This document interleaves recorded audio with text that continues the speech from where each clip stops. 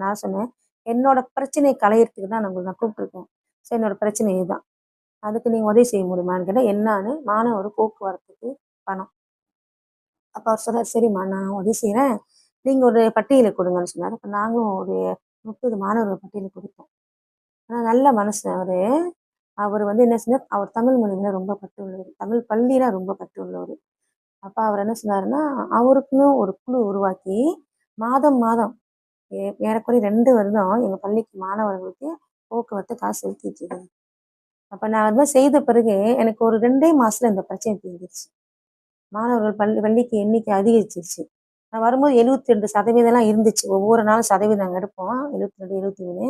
இப்ப பார்த்தீங்கன்னா 90 குறையாது எங்க சதவீதம். அது வந்து எனக்கு வந்து ஒரு பெரிய ஒரு வெற்றி குடுத்துச்சு. ஸோ இதுதான் நான் வந்து என்னுடைய கல்வி இலாக்கால வந்து அமலான் பாய் அப்படி சொல்லி தலைமை ஆசிரியருக்கு ஒரு வாய்ப்பு குடுப்பாங்க. நீங்க போய் என்ன செஞ்சிருக்கீங்க?